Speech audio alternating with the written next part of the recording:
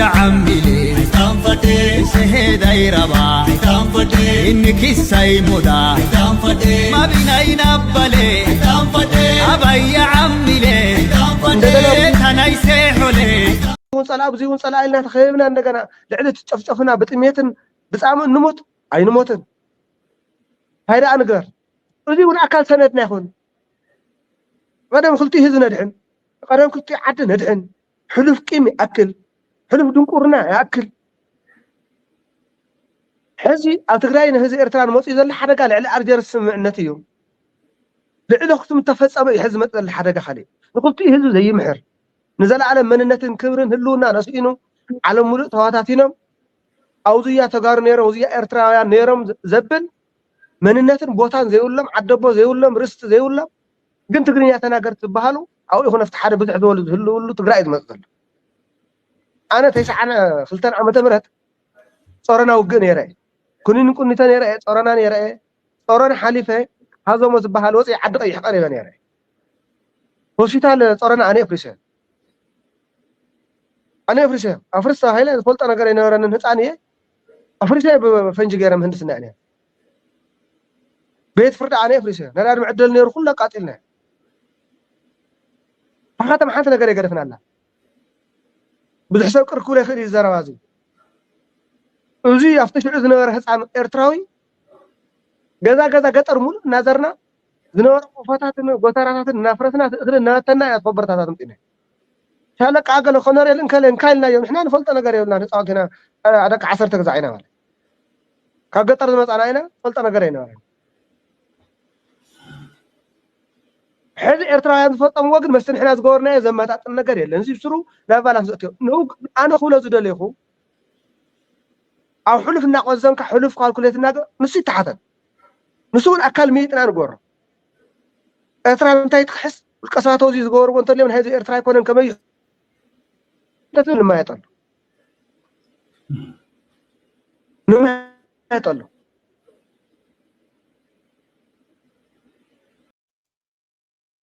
سلام تقاتلتي سول ميديا زلزلكم وسلامكم يبزح عندك اسكنتس ايرتراونت فورمن تايغرس توم سبسكرايب زيغوركم يلا سبسكرايب كبروكم لايك ايتو حدو دابلكم دكيري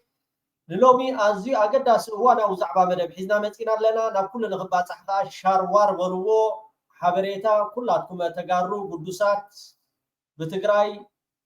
قدوسو ابزو قدايزي عتيبكم تصرحوا حبريتا لنا خصامه رشا تتكاتاتلو እንዳዓደምኩ በዚህ ጋጣሚ እስከ ፍረጸልማት እንታይ ዝብለሎ ንስማዓየሞ አለቃ ምስ ኣወል ሰዒድ ዝሕለፎ ኩናት አርቲስት ኩሎም ፈልጡ ሓሳውቲ ኮይነ ሓደ አርቲስት ወፂ ሓሳው ይበለኒ ሜቢ ሕጂ ዘማ በአሜሪካ ዘለው ተማላ በስመራ ሰሰትዮም ዝድቁሱ ነበሩ ሕጂ አሜሪካ ኮይኖም هو ፍረጸልማት ማለት ንስኻ ሓደ ሓሳዊ መዳናገሪ ኤርትራ ድመስከረትልካ ብስድነት ያ ኤርትራስ ኣብ ኤሪ ቲቪ ብስድነትካ ስነ ጥበብ እቶም መምሃራን ንዓኻ ብስድነትካ ዝመስከሩልካ ያ ሓደ ስድስኻ ተዓባብያ ዝበደለካ ሓንሳብ ኣውራጃ ኣብ ትግራይ ኬካ ተኸውስ ኣብ ኣውራጃ መጺኻ ተኸውስ ንሓደ ኣውራጃ እዚ ጸላኢኹም ንሕና ተጋሩ ንሕና ኢና ንፈትወኩም እንዳበልካ ኣብ ቃልዕ ክትዛረብ ትውዕል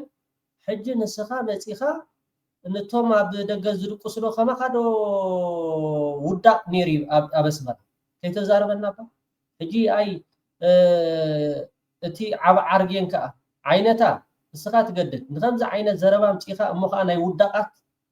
ኣብ መንጎ ኣወልን ሃለቃን እዚ ዕላል እዚ መጀመርታ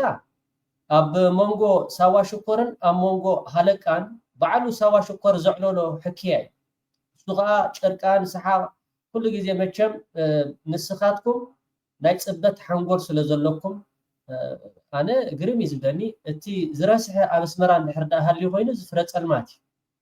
ኣብ ዘይኣትዎ የብሉን ኣብ መጨረሻ ግን ኣብታ ትግራይ ተጠርኒፍልና ኣሎ ጽቡቕ እታ ትግራይ መጓሓፍ ጓሓፍ እንድያ بنفس متحدث ساقي سرقتي حصوتي مداراغرتي ابايم زغحف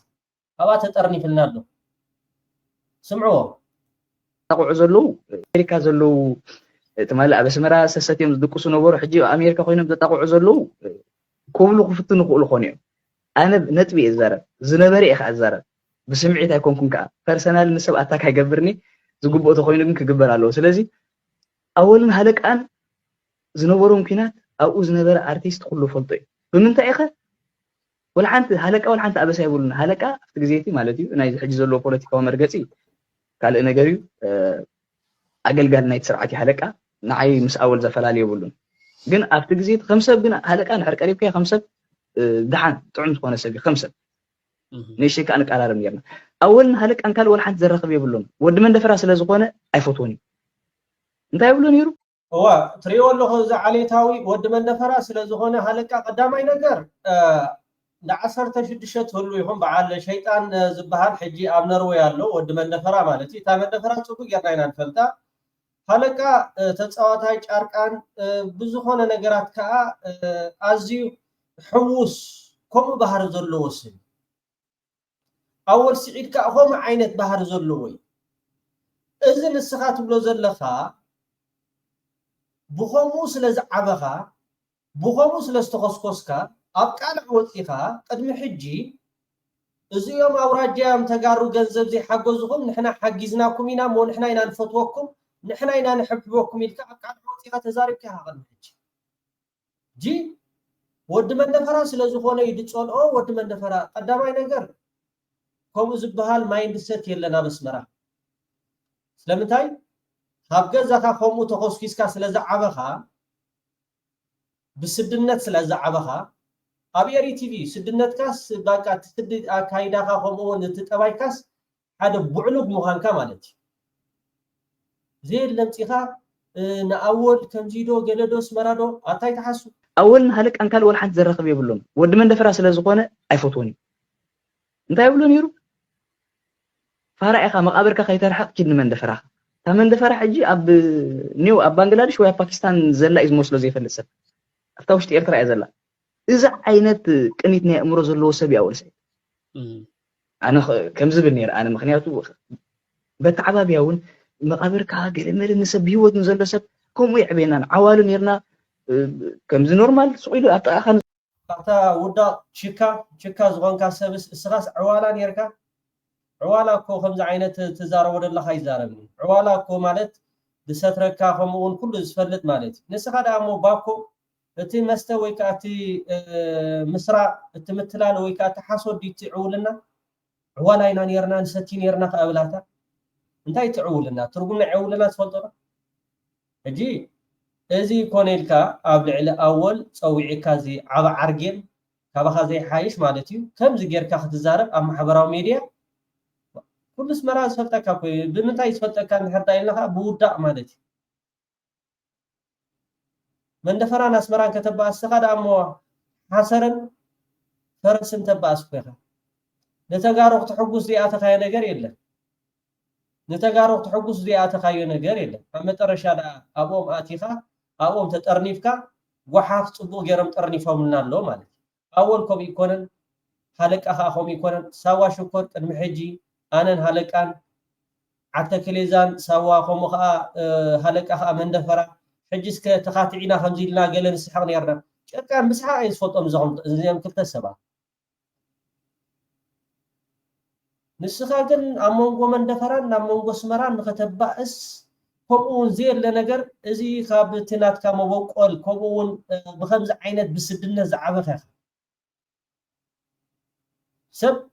زلوا يزهبك أسمرا خمسي تبكانه كبسمرا منو كما خا علي ثاوي يلن كما خا تصبيب يلن كما خا صدق أيضا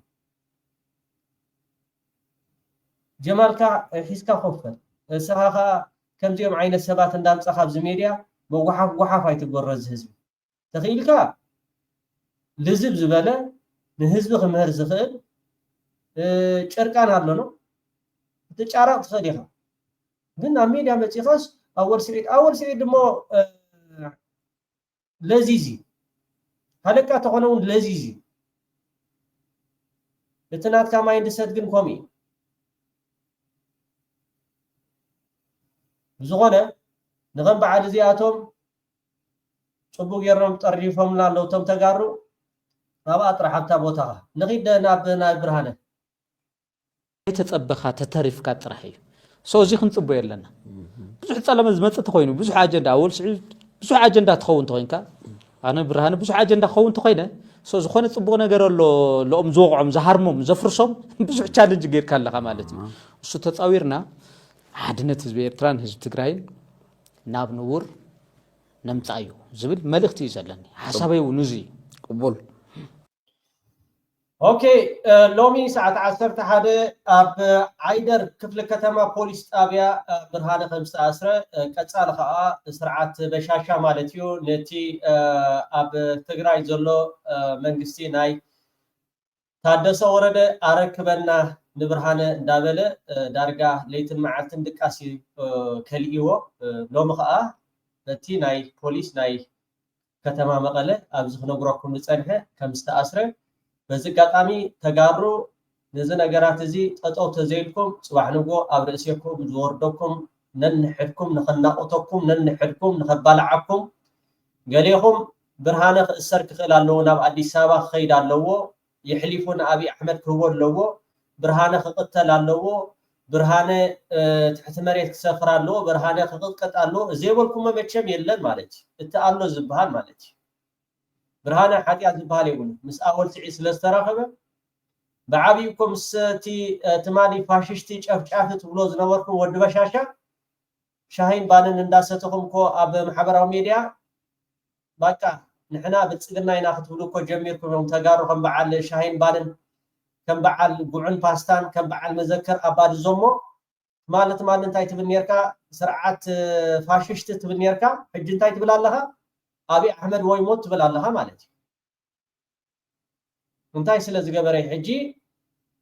ነንሕርኩም ከባላልዓኩም ዕድለኛ እዩ አብይ አሕመድ ዕድለኛ እዩ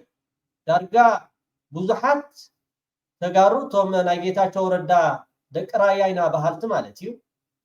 ሕነቕ ኣለዎ ክቕተል ኣለዎ ተሓኒቁ ከዓ አዲስ አበባ ክኸይድ ኣለዎ እንዳበልኩም ትዛረቡ ትውዕሉ ኣለኹም ማለት ትጽሕፉ ኣለኹም እንታይ ስለዚ ገበረ በዝጋጣሚ ግን ነቶም አዘዝቲ ሰራዊት እዚ ጉዳይ እዚ እንድሕርዳ ይሕሊፍኩም ንማእኸላይ መንግስቲ ናብ ፌደራል ናብ አዲስ አበባ እንድሕርዳ ሰዲድኩሞ ብምባል ላዕለዎት አዘዝቲ ሰራዊት ነዚ ጉዳይ እዚ ተቃዊሞም ኣሎ ታደሰ ወረደ ክውዕሎ ዲ ኣይውዕሎኒ ሓቢርና ክርኢና እንድሕር ውዒልዎ ግን እታ ትግራይ ከም ትግራይ ክትቅጽልያ ኣይክትቅጽልያ በዝጋጣሚ ንሓደ ሰብ ክትብሉ ነታ ትግራይ ሓው ኸይትውልዑላ ንሓደ ሰብ ክትብሉ ነታ ትግራይ ሓው ኸይትውልዑላ አዘዝቲ ሰራዊት ሰለስተ ላዕለዎት ሰብ ስልጣናት ሎሚ ሰዓት 2 ኣብቲ ቦታ ተረኺቦም ኣብቲ እንዳ ፖሊስ እዚ ጉዳይ እዚ ናብ አዲስ አበባ እንድሕርዳ ኣምሪሕዩ ካልመልክዕ ክሕዝ ዝብል ተዛሪቦም ከይዶም ከም ዘለው ክንሕብረኩም ድነድሊ ብርእሰ ምትእምማን ጽባሕ እንታይ ክወልድ ነዚ ነገር እዚ ጠጠበሉ ብርሃነ ወላ ሓደ ዝኣቦሰ የለን ዝቆተለ የለን እምበሺ ኣብ ልዕሊኡ ፈተና ቅትለት ተኻይዱ ድ4 3 መዓልቲ ዝኾነ ማሕበራዊ ሚድያ ንኸይጥቀም ቃለ ምሕተት ንኸይገብር ብፖሊስ ትእዛዝ ተዋሂቦ ነይሩ ሎሚ ከዓ ሰዓት 11 ተኣሲሩ ኣሎ ናብ አዲስ አበባ ንኽልእኽዎ ፖሊስ ኣብ ከምኦም ደለው እቲ ናይ ምክልኻል ከዓ እዚ ነገራት እዚ ተውዒልኩሞ ኢሉ ከዓ የብል ኣሎ እዚ ሕጂ ኣብ መንጎ ተጋሩ ዝኾን ደሎ ስርዓት ወሻሻ ዊስኪ ድሰቲ ደሎ ዊስኪ ንኺድ በዝጋጣሚ እታ ብቐረባ ምስኡ ርክብ ዝነበራ ኣብዚ ማሕበራዊ ሚድያ ንስማዓያሞ እትኽብለኩም ንጸናሐፉ እትመልስም ክትረኽቦ ይኹን ይቀንየለኝ ቋንቋዎች ኢንተርቪው ማድረግ መቻሉ ምልሽ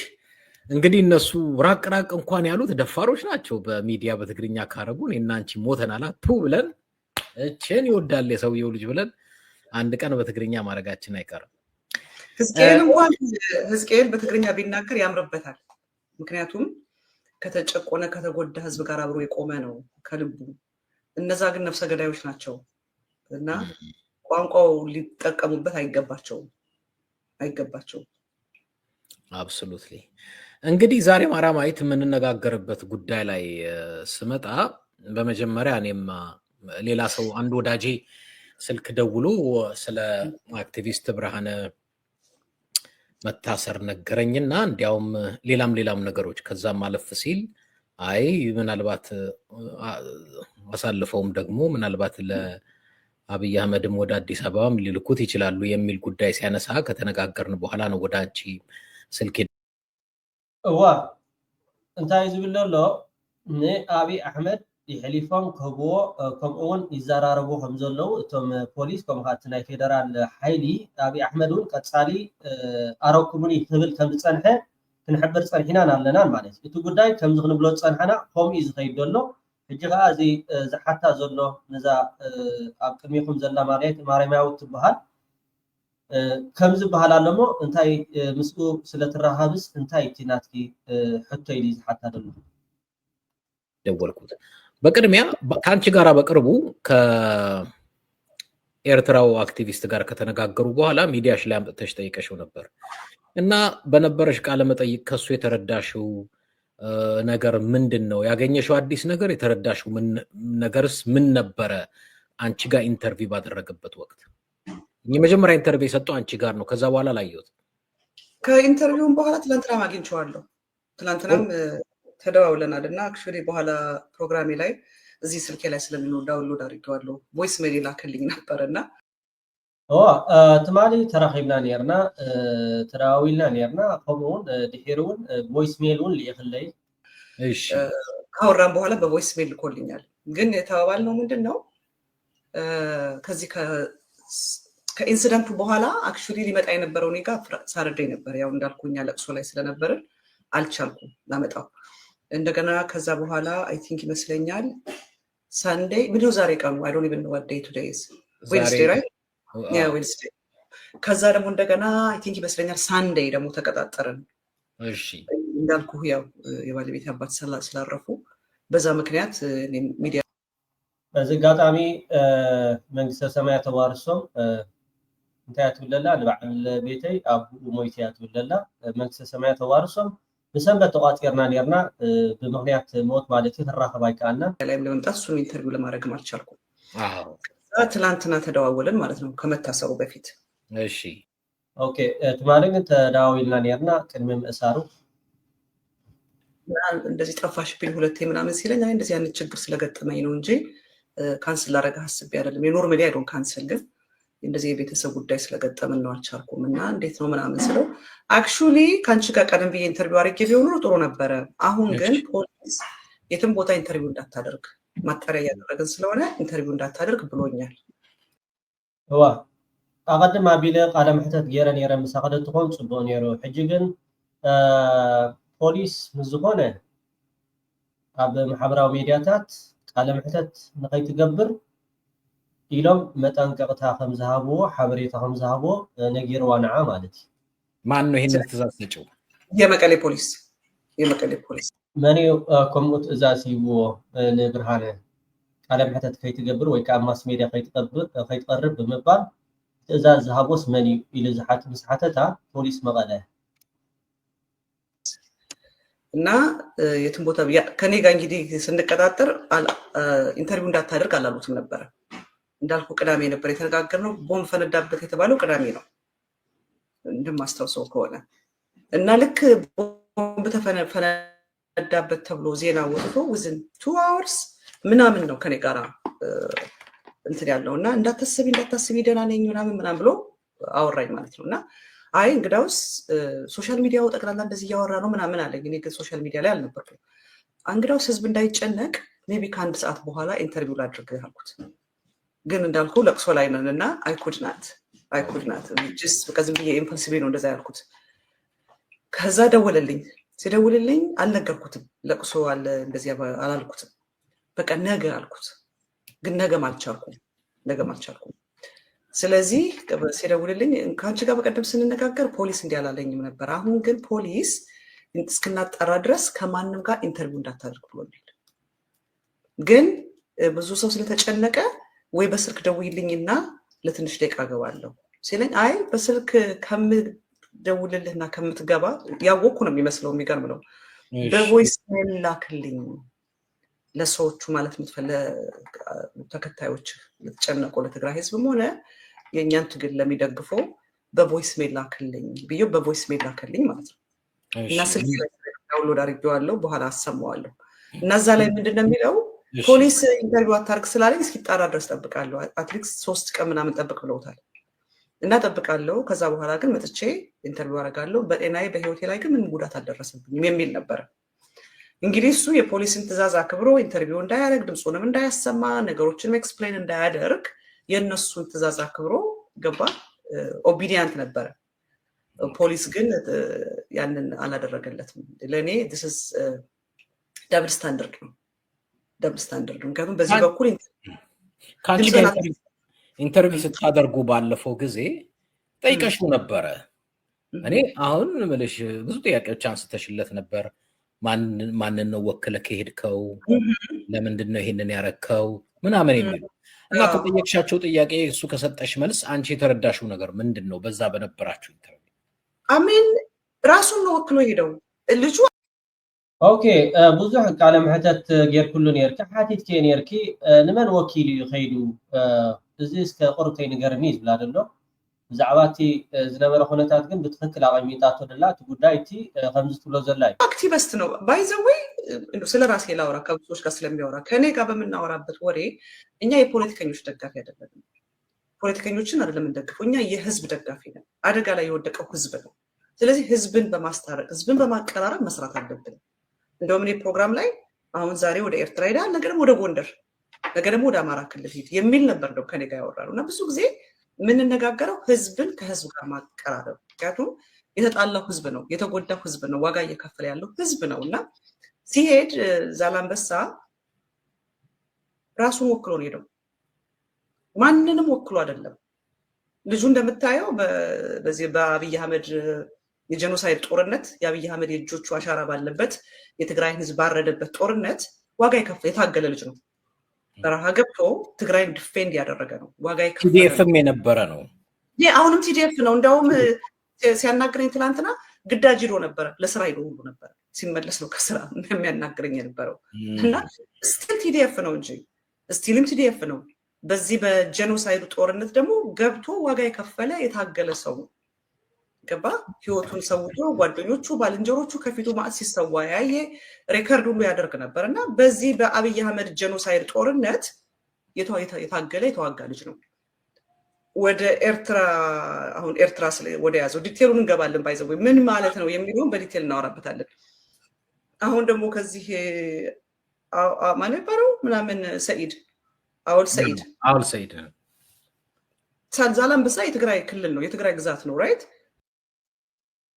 هو ስለዚህ ኩላትኩም ማለት ደገፍቲ ወይ ከዓ ሰዓብቲ ብርሃነ ብሕልፊ ተጋሩ ኣብ ደገን ኣብ ውሽጥን ዘለኹም እዚ ጉዳይ እዚ ንፌደራል ይሕሊፎም ክህብዎ ብሕልፊ ፖሊስ ከምኡውን እቲ ግዝያዊ ክልል ናይ መንግስቲ ትግራይ ኣብ ኮሚኒታት ይዳናደን ስለ ዘሎ እቶም ላዕለዎት ሰበስልጣናት ናይ ሰራዊት ግን ኖ ይሕሊፍና ኣይንህቦን ኢና እዚ ጉዳይ እዚ በዓልና ኢና ንውድኦ ብምባል ኣብ መንጎኦም ተፈጢሩ ዘሎ ዘይምርድዳ እዚ ጉዳይ እዚ መፍቶ አብይ አሕመድ ከይትኾኑ ብዝተኻለኩም መጠን እዚ ሰብ እዚ ናፃ ክትለቅዎ ተዘይክኢልኩም እታ ትግራይ ናብ ዓብይ ሓደጋ ነንዕኹም ነንሕድየኩም ንክትበላልዑ ባይታ ዝፈጥር ሕጂ እውን ደጋጊመ ክነግረኩም ሰለስተ ላዕለዎት ሰበስልጣናት ኣዘቲ ሰራዊት ናብትን ናብ ፖሊስ ምኻድ እዚ ጉዳይ እዚ ናብ አዲስ አበባ እንድሕር ደኣ ሰዲድኩሞ ናብ ካልእ ጉዳይ ክኸይድ ስለዝኽእል ኣብዚ ክውዳእ ክትገብሮ ኣለኩም ብምባል መልእኽቲ ኣመሓላሊፎም መፂኦም ኣሎ ይከታተልዎ እውን ኣሎ ኖ ንሕና እስከነረክቦ ኢና ንሕና ናብ አዲስ አበባ ክንሰዶ ኢና እቲ ጉዳይ እንድሕር ዳ ኮይኑ ኣብ ውሽጢ ናብ ደገን ዘለኻ ትግራዋይ ነዚ ነገራት እዚ ቀልጢፍካ ማዕልቦ ክትገብረሉ ተዘይክኢልካ እዞም ኣብዚ ወፂኦም ናብ አብይ አሕመድ አረክቦ ናብ አዲስ አበባ ስደድዎ ብጫ ሄሊኮፕተር ጌርኩም ከም ናይ ክንፈ ዳኘው አረክቦ እንዳበሉ ዝዳፋፉ ዘለው ውልቃዊ ፅልዲ ዋላ ናይ ሕወሓት ቂም ዘለዎም ሰባት እታ ትግራይ ሓው ከይትውልዑላ ኣብ ትግራይ እዚ ጉዳይ እዚ ንኽውዳእ ፃዕርታትኩም ክትሕይሉ ፃውዒትና ንቕርብ ኖ ንሕናስ ከነረክቦ ኢና ልክ ከም ናይ ክንፈዳኞ ብጫ ሄሊኮፕተር ጌርና ክንሰዶ ኢና እቲ ጉዳይ እንድሕር ዳ ኮይኑ መልክዑ ክቕይር መልክዑ ቀይሩ ከዓ መፍቲ ኣብይ ኣሕመድ ኢኹም ክትኾኑ ገረብ ብሓኽላ ፖሊስ ምስ ምክልኻል ምስ ጊዜያዊ መንግስቲ ናይ ትግራይ ኣብዚ ጉዳይ እዚ መን ይተሃሳይ እንድሕር ዳ ኢልና ህዝቢ ትግራይ ተሃሳይ እዚኣ እታ መልእኽትና ልቢ ደለዎ ይስማዕ ናብቲ ዝቕፅል መደብ ናብኡ ከብሎ ኣሕመድ ናይ ካልኦት ናይ ውሽጢ ጉድለቶም ንክሽፍኑ ዝገብርዎ ይኮነን ኢሳያስ እውን ኢንክሉዲንግ ሴም ቲንግ ጥዑያት ኣይኮነን እዚኦም something is wrong with them ስለዚ ውሽጣዊ ጉድለቶም ንምምላእ ኢሎም ዝገብርዎ ንሶም ጥራሕ ሳብጀክት ክኾኑ ወይ ድማ ንሶም ጥራሕ ኣጀንዳ ክኾኑ ዝገብርዎ ሰብ ሰኣነ ሰብ ድማ ስርሑ እዚ ይኻሊእ የብሉ ኣብ ወለጋ ዓብዪ ንመቐለ መፅኡ ነስመራ ዝኸይድ ዘሎ እዩ እዚ እናዞረ ዝሽፍት ሰብ ትግራይ ብስሉ እውን ብስነ ልቦና ኣይ ዶንት ቲንክ ዝምዕረ ይመስለኒ ዳትስ ዋይ እውን ንሻዕብያ ዝመስል ዘረባ ዝዛረብ ዘሎ ሴም ናይ ስታሊን እውን ተመሳሳሊ ናይ ትግራይ ስነ ልቦና ዲዛረብ ዘሎ ስታሊን ነው ጌጋ እዚ ብሽም ባንዳ ትሪኦ ኣለኹም እዚ ወዲ ራያስ ባቃ ኣንጭዋስ ገዛስ ባቃ ከምዚ ትሪኦ ኣለኹም እንታይ ዝብል ኣሎ ንበዓል ስታሊን ተጋሩ ይኮነን ንበዓል ሰብዲ ሰኣነ ተጋሩ ይኮነን እቲ ወዲ ራያ ከዓ ትግራዋይ ኮይኑ ማለት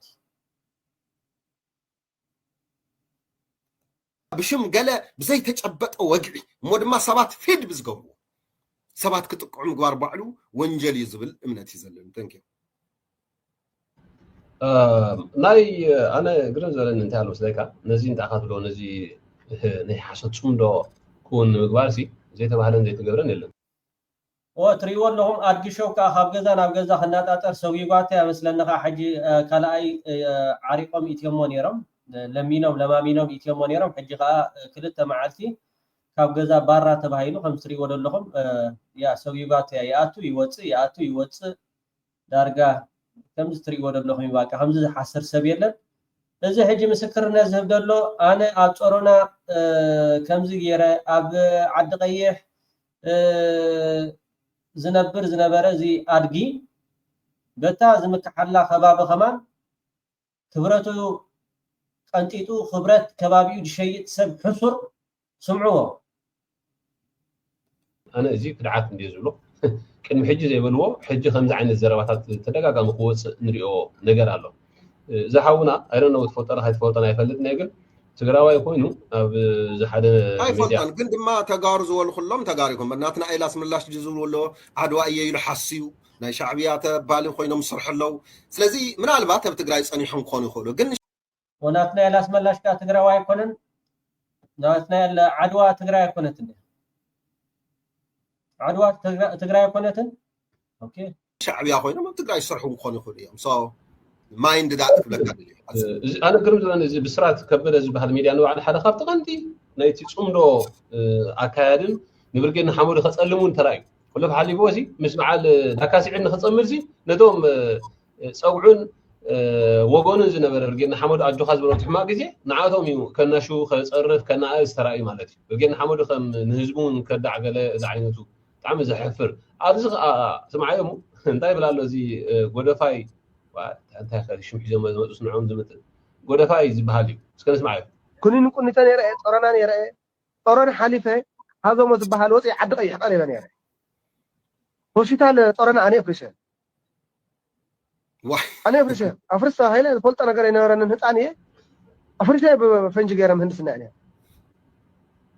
ቤት ፍርዲ ኣነ ፍሪሸ ነዳድ ምዕደል ነይሩ ኩሉ ኣቃጢልና ብካተማ ሓንቲ ነገር የገደፍና ኣላ ብዙሕ ሰብ ቅርኩብ ይኽእል እዩ ዘረባ እዚ እዚ ኣብቲ ሽዑ ዝነበረ ህፃን ኤርትራዊ ገዛ ገጠር ሙሉ እናዘርና ዝነበረ ቆፋታትን ጎተራታትን እናፍረስና እኽሊ እናበተና እያ ትኸበርታታት ምፅኢና ሻለቃ ገለ ኮነርየልን ከለን ካይልና እዮም ንሕና ንፈልጦ ነገር የብልና ተፃወቲና ደቂ 10 ገዛ ኢና ካብ ገጠር ዝመፃና ኢና ፈልጦ ነገር ኣይነበረን ኤርትራውያን ዝፈፀምዎ ግን መስተ ንሕና ዝገበርናዮ ዘመጣጥን ነገር የለን እዚ ስሩ ላቫላፍ ዘእትዮ ኣነ ክብሎ ዝደለይኹ أو حلف الناقوزن كحلف كونين كوني تاني رأي طرنا حليفة هذا ما تبها الوضع انتي كم زغبره يزارب الله نحنا اكو زغل غير وانت خوينا حقنا مزراب نعناو يدينا كنكو سوى خصص له وسبي منتاي شو كاو حاجه يكونن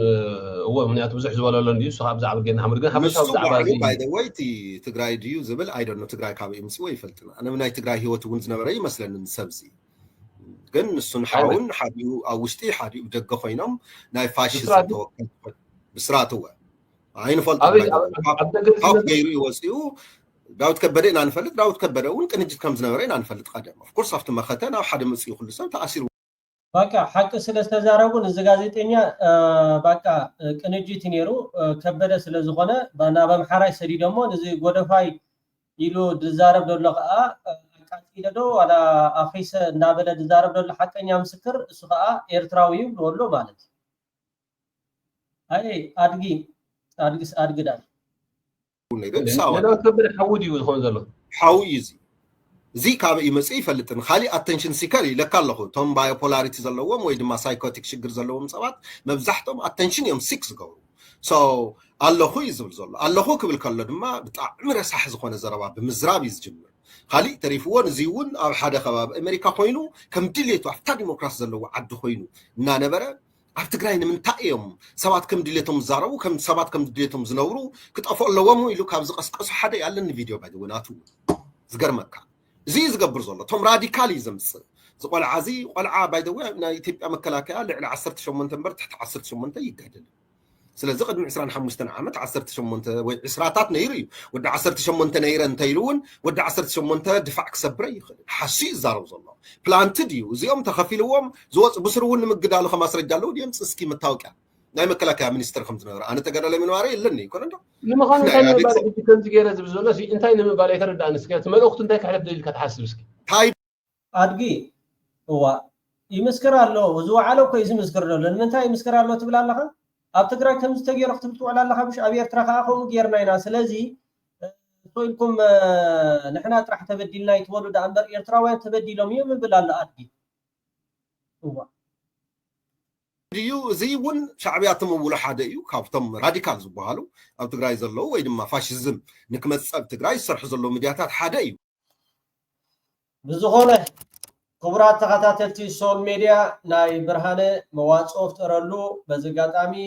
ፖሊስ ናይ ትግራይ ከዓ ለቢሙ ንፌደራል ወይ ከዓ ንብልጽግና ከይረክቦ እዚ ጉዳይ እዚ መልክዑ ንኸይቅየር ተጋሩ ብዝተኻለኩም መጠን እዚ ጉዳይ ክትኣልይዎ ንጽውዕ نو كم كفدانيو بيچا هليكوبتر جيرنا خصودينا نبا አዲስ አበባ ንሕርዳ ኮይኑ ግን ወዲ በሻሻ ዕድለኛ ዘብሎ ምኽንያት ከዓ ባዕልኻትኩም ነንሕድኩም ገረብ በሓኽላ ኣብ ኣኽትዋዱ ኢኹም ረብሓን ወዲ በሻሻ ተዘይ ኮይኑ ካልእ ትገብርዎ ነገር የለን ንቕናይ ንኹሉ ንምርኣይ ማለት እዩ ንሎሚ እዚኣ ተኣኽለና ሰሰናይ ወድሓንኩም amol gere aitam fade mabina aitam fade kadamo bina aitam fade hal madafina aitam fade mabina inabale aitam fade abaya amile aitam fade sehedai raba aitam fade inniki sai muda aitam fade mabina inabale aitam fade abaya